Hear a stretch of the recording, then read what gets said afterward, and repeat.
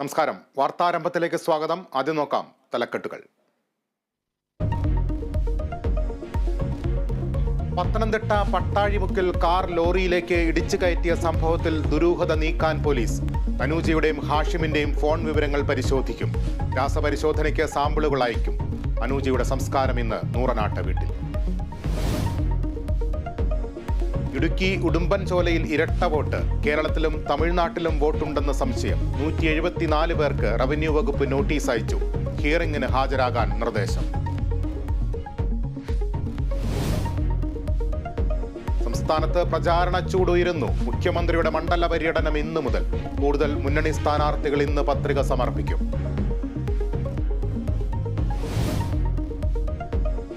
ആദായനികുതി വകുപ്പിനെതിരെ പ്രതിഷേധം കടുപ്പിക്കാൻ കോൺഗ്രസ്. പ്രതിഷേധം കോടികൾ പിഴ അടയ്ക്കണമെന്നാവശ്യപ്പെട്ട് നോട്ടീസ് നൽകിയതിനെതിരെ തിരുവനന്തപുരം, കൊച്ചി, കോഴിക്കോട് ഓഫീസുകൾക്ക് മുന്നിൽ ഇന്ന് പ്രതിഷേധ ധർണ.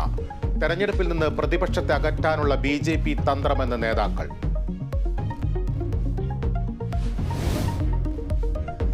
പയ്യാമ്പലത്ത് സ്മൃതി കുടീരങ്ങൾ വികൃതമാക്കിയ സംഭവത്തിൽ കസ്റ്റഡിയിലുള്ള പ്രതിയുടെ അറസ്റ്റ് ഇന്ന് രേഖപ്പെടുത്തും. കസ്റ്റഡിയിലുള്ളത് ആക്രി സാധനങ്ങൾ പെറുക്കി വിൽക്കുന്നയാൾ. രാഷ്ട്രീയമില്ലെന്ന് പോലീസ്.